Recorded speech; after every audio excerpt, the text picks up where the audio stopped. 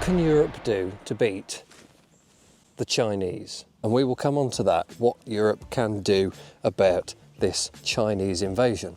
But for the start, my BYD Seal is going. It's done 8,300 miles and it's time for it to move on and be sold. It is quite grubby because it's been raining. It is a very good car. It is a good electric car, as electric cars go. I mean, BYD was originally a battery maker, so it makes a lot of sense to put one of their own batteries in a car that they've designed, and they have done pretty well. When this first came to us, the first ones that I saw of the BYD Seal, everybody sort of looked at it. We were all standing around, we were imagining having a look at it before it got PDI'd, and everybody just went, yeah, it's all right. That looks all right, actually. The inside looks pretty good. The outside looks pretty good. It's not bad.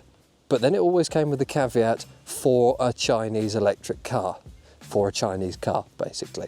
And I posed the question, what would we be saying about it if it was an all-electric Jaguar XF?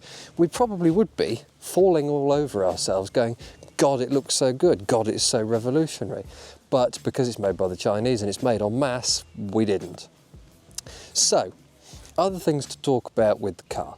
The styling is pretty inoffensive. It's a good-looking car. It is not a bad-looking car. Black, I don't think, does the Seal a particular amount of justice, but overall, it's a decent-looking car. Overall, the range has been pretty good as well.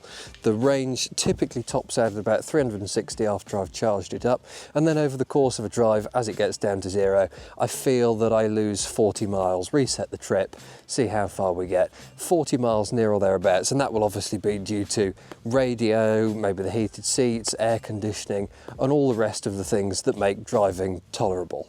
The thing is, with all of the BYDs, they are well built, they are well priced, they've got all the tech on it that every modern consumer seems to demand on the car, so you really can't complain. This particular one is £45,700, which is not outrageously priced. Especially the plastics are good, the interior's nice, it's comfortable, it drives pretty well, the range is damn good. All of this sort of stuff contributes to it being a very, very good car. The styling is inoffensive, as I've mentioned. There are a couple of things that annoy me though, which I'll go through with you now. The annoying things about the car, inside the car there are a lot of driver aids and they are quite difficult to turn off. I know Land Rover have got sort of the big circular button on the steering wheel which turns off all of the various driver aids that the EU mandates, and only for one ignition cycle admittedly, but at least the button is there. With this you have to go through multiple screens just to turn off the lane departure, which we will do for you right now. You can see how bad it is. Right, let's try and turn lane departure off in the BYD. So I think we go to settings and then we go to ADAS, so that's 2 clicks, and then we go to safety assist, come on, which is 3 clicks, then we have to toggle that, which is 4 clicks, then it tells us it's only valid for this ignition cycle, so okay, that's 5 clicks, and now to get back to anything that I want to see, you know, normally in a car, I have to go home, and that is 6 clicks. What is wrong with just having a little button here that turns all of the bloody stuff off like Land Rover do? The suspension, I do find the suspension a little bit annoying. It doesn't really seem to know what it wants to be. Is it going to be a bit of a sporty, sports saloon, 3 Series BMW sort of thing, or is it a big comfortable motorway cruiser suitable for big Chinese roads? That's the issue, is I can chuck it into a corner and it kind of feels like it wants to do it in a little way, but then when you hit a pothole just driving down on the road, you're just sort of jiggling around all over the place. So that is quite annoying, along with the fact there's no retractable blind for the fixed panoramic roof. Obviously for price and weight reasons, you sort of get these 2 panels that you can slide in and slide out and take across, which I think is a little bit cumbersome. Another thing that there is the tyres. I do find the tyres quite harsh. They're EV tyres. They're obviously to reduce rolling resistance to get the most out of your range, but they're quite noisy and I think they don't really absorb a huge amount of the stuff. They leave that up to the suspension, which then gets you jiggling around the joint. And the two things that really do drive me insane on a daily basis. Number one, speakers. They've got this Dyne audio system on it, which actually looks like it's a pretty big speaker because they put the dapperly plasticky bits all in there and it all looks quite nice. But the speaker itself is actually quite small, as is the one that is in the door here. So it's there, there's a little bit up there, and then there's a subwoofer in the boot where you can't actually hear it because it's a saloon. So I'm not entirely sure what they've done. I'm not entirely sure why my shopping or my weekend luggage bag wants to hear what I've got on the radio, but apparently that's what they want. So that's quite annoying. It doesn't also go loud enough. When I want to listen to Sabotage by the Beastie Boys, for example, it is not loud enough for me to hear it, which is very, very annoying. I can have it absolutely full up at 39 or whatever it goes up to, and I could still have a conversation within the car. Maybe that's some sort of safety feature that they have inbuilt that I don't know about, to think that it might be too loud and blow my eardrums out, but maybe I want to blow my eardrums out and I should be allowed to burst some blood vessels in my lug holes. Other thing that is very, very annoying to do with the driver aids is low beam. The fact that it keeps telling me every time I go under some trees, and it does it in a really annoying American style AI voice when it goes, "For your safety, please switch to low beam." I've just gone under some trees. Maybe flash it up on the screen for an instant and then warn me. If there is absolutely, I was already in low beam and you are telling me to put it into low beam. Please don't, I don't want to be nannied. Please, I know how to drive. If you're spending this amount of money on a saloon, you know how to drive. And you've done enough driving because you're probably a travelling salesman, quite possibly, or it is just going to be a business corporate wagon for you. Please stop telling me to dip my lights when I have been under some trees. It's very annoying. Also, another thing with modern electric cars, I'm going to lean back so you can see this. When did we decide, and I think it's Tesla that sort of did this because they didn't put one a little sort of behind the steering wheel screen to show you your rev limiter, not that you need one, but your speedo and all your various telematics that you actually want to look at. When did we decide that not putting a cover on it to cover from the sun was a good idea? In proper sunlight, I can't see a thing on that screen, which is really quite annoying. So the question is, what can be done about the Chinese invasion of EVs into the UK and particularly Europe? Obviously, not many are going to America, but in the UK, I've seen so many JQs, O-Moders. I'm beginning to see more and more Leap motor cars as well. So they do have a bit of a problem, and we've heard in the press that there have been multiple shoutings about various manufacturers who are all having a bit of an issue with the amount of EVs coming into the market that are made in China, coming in very cheap, and Mercedes, BMW, Porsche to a certain extent, but they're rolling all that back, and Renault and Peugeot and Fiat and quite a bit of Stellantis group are having real issues selling electric cars when these things are well built, cheap and reliable and electric, their target market. So what are they going to do about it? They are having real trouble with it. So they've got to have a fight back, and the fight back is parked just over there.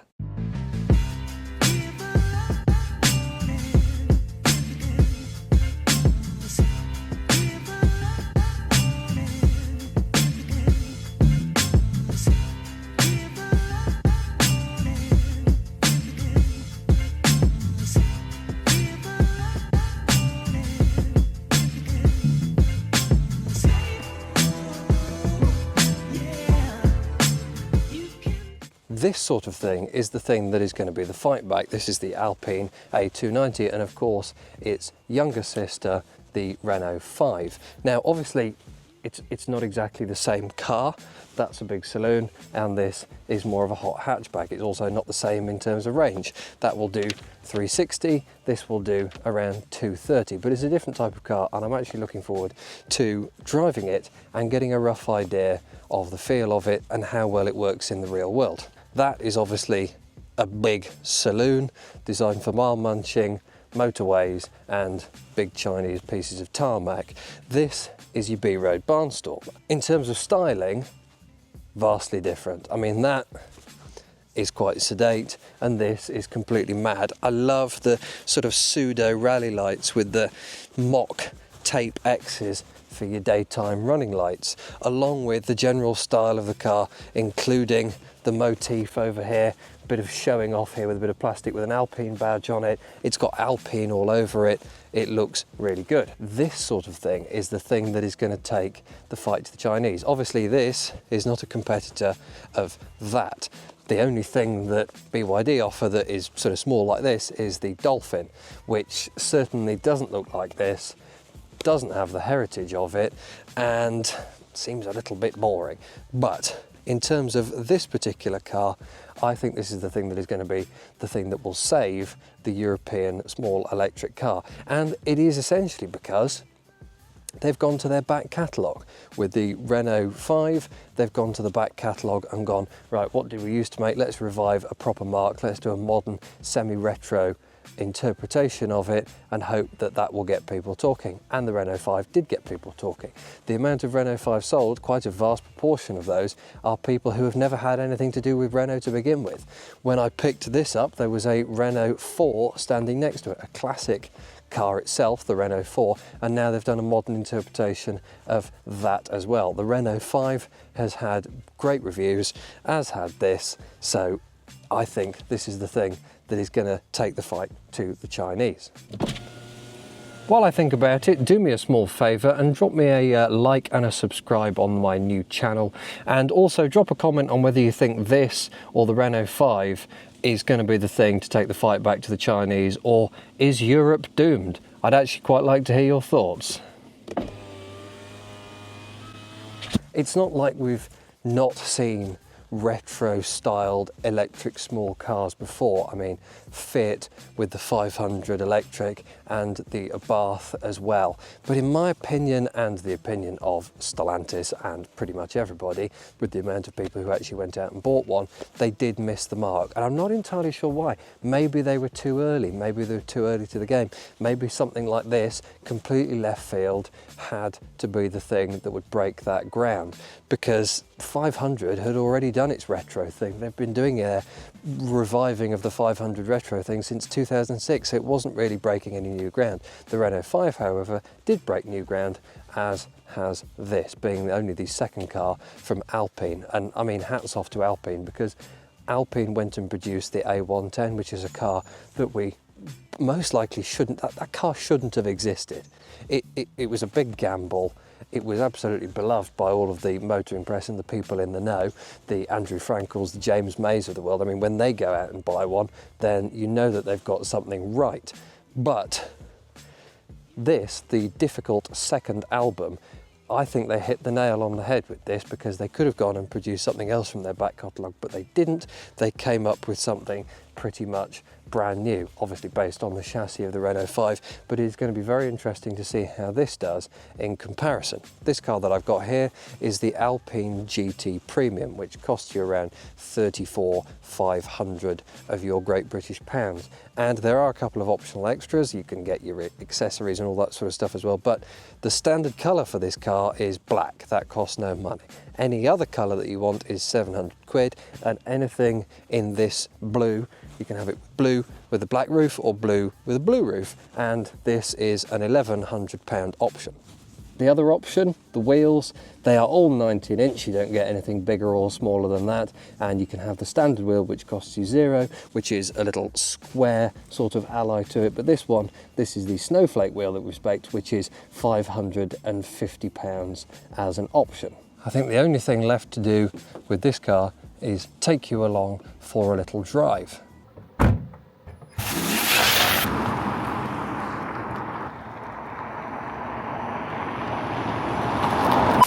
So what I've inadvertently done on my little drive to set the camera up on the screen here is driven into a Kia EV test drive day.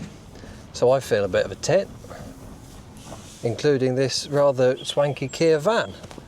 EV4, and that's quite cool actually. It really is a very, very fun car to drive. It just feels brilliant. It just gives me so much more of a well thought out vibe to it in comparison to the Fiat 500e. To be fair, I've not driven the 500 at Bath, maybe that's a whole different kettle of fish, but this just feels just put together and thought through, and slidey, being a front wheel drive. And I've got my overtake button, and it's all so frenzied, and it's all so cool, and I can overtake this little Peugeot 106 like that, and it's all brilliant fun, and I love it.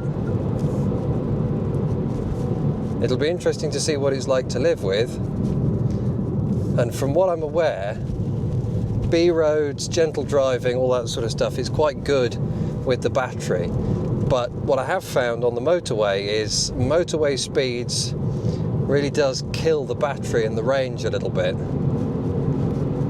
But when you're on a little road like this, you just don't care. I've got 35% battery and I am fine with that. I'm also a little skeptical of regenerative braking in electric cars. I think, especially on motorway driving, taking your foot off and having it slowly brake for you, it's not going to recharge the battery as much as it would have done, because of course energy is never 100% put back into anything, you lose it no matter what. And I feel that having it all off and just letting momentum carry you is better for the battery, and that's what I found with the BYD, to be fair. I found that driving it without regen braking actually made more of a difference to the battery and my range than if I'd have been slowing down each time I took the brake, each time I took the foot off the accelerator. So I really don't have an issue with it in that regard. I've got 3 levels of regen, so I'm completely off now. I think on a road, on a B road, on a little twisty turny country road, yeah, have the regen on, because you're coming off the accelerator and getting on the brake more. But for motorway driving, I find having the regenerative braking off altogether is actually better for the battery. I can also see the screen so much better. I like being able to see the screen on a sunny day. Unlike the BYD, I don't know why we seem to have this minimalist approach to doing that sort of thing.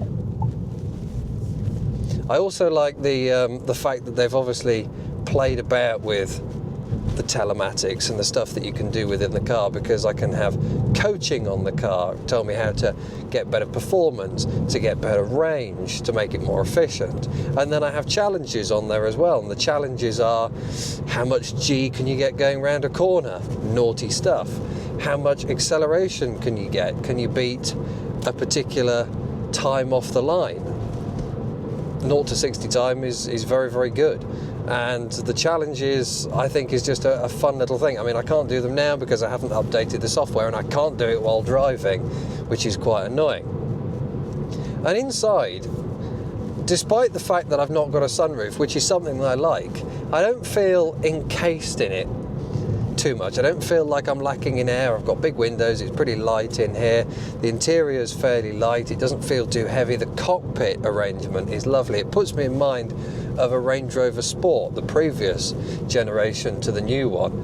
And I thought that had one of the best cockpits to sit in, one of the nicest places to be. You felt cozy and held within the car, but not cramped or lacking in space. And then you get in something like an Ioniq 5, a high-end Ioniq 5, and it's so open, and there's no tunnel, there's just a little cup holder down there, and that's about it. You've got this great big floor, and you just feel like if you do chuck it into a corner, or even just go around a corner, you're a bit vulnerable to sliding, or your knees are sliding around, all that sort of stuff. So I find that a lot nicer to be gently cupped within. And this has a sport suspension on it. This has quite an elaborate sport suspension on it. It's a firmer ride, it's a sporty hot hatchback, and it feels pretty much the same as the BYD, which just seemed to not soak up the bumps, but just make me feel them, and then make me feel them for 100 yards further on while I was still bouncing around in the car. I love this thing. I think it's brilliant.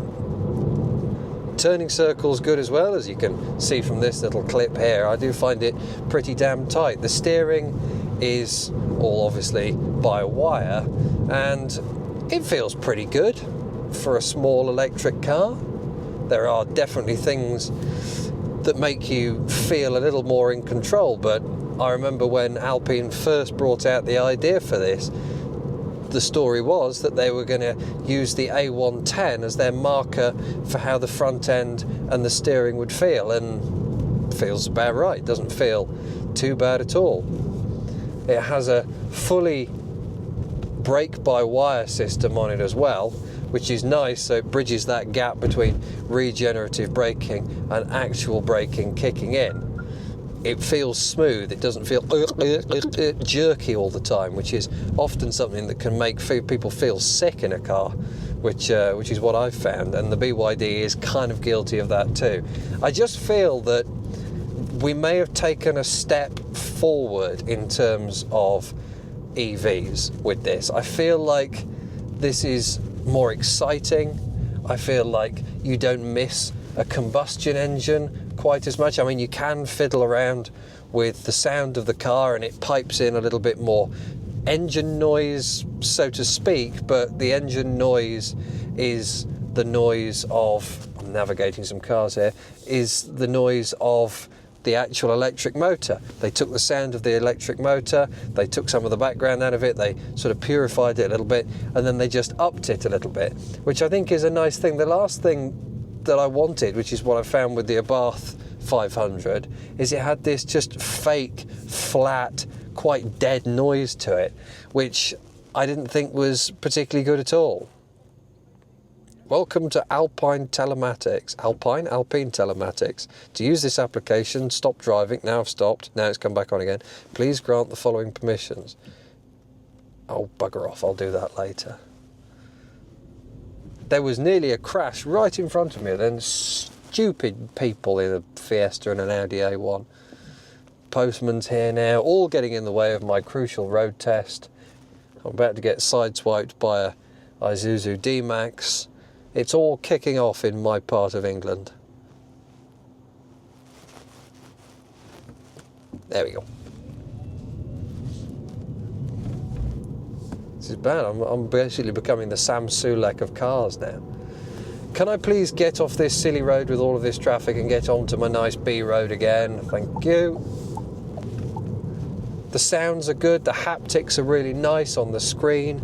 I feel it's all been really well thought out and it all seems really sorted. I like the fact that it's got the traditional Renault stalk on the side for my volume and my changing of radio stations and all that sort of stuff. I've also got on the top here, on the top of the screen, I've got the same volume adjustments and mute button on the top as well. And it's stuff like that. They've not tried to reinvent the wheel. I found that on the Alpine A110 is you look at the key.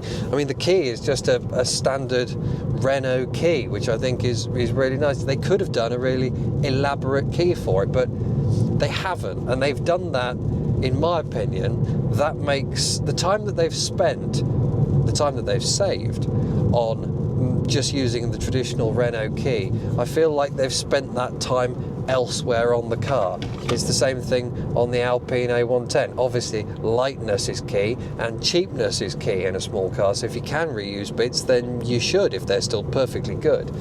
But on the Alpine A110, you go up to the door and the locking system on the door handle itself for keyless entry and keyless go is the same that you get in a Renault Kadjar. The door handle is pretty much the same as you get in a Renault Kadjar. And you look at that and you go, does it cheapen it at £50,000 plus? Not really. Even on the Alpine A110R, which is a £128,000 vehicle, I don't feel it cheapens it, because I know that they've, rather than having a design department or an electronics department spending time on creating a whole new system specifically for the car, they've spent that on the suspension or the engine or the steering.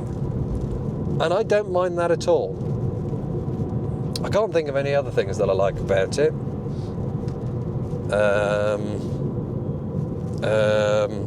I like that they've kept the DNR rather than having a P on there as well. It does take a little bit of getting used to when you first drive it.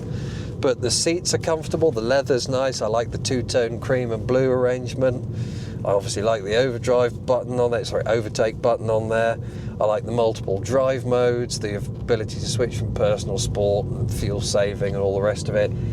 I think it's just really fun. I just think it's a good car.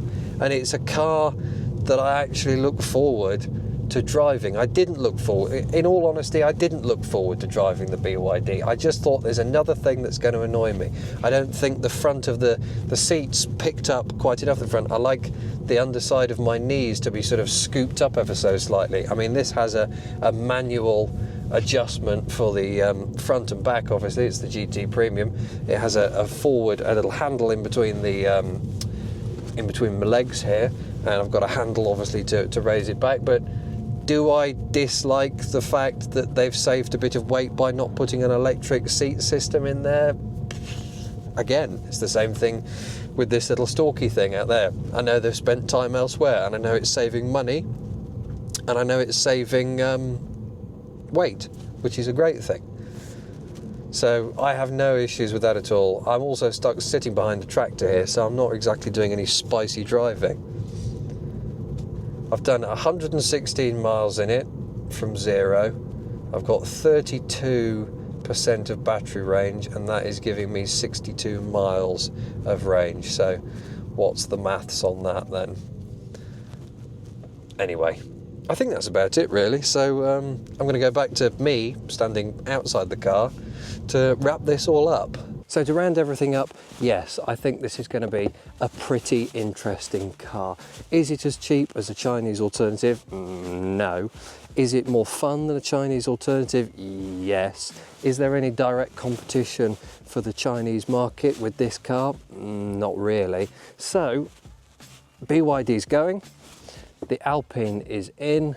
It's going to be a very, very interesting car to get to grips with, and hopefully I'll put out a little video soon of how I'm getting on with it. But until then, thank you for watching, and bye-bye, and also like and subscribe as well before you go. Cheers.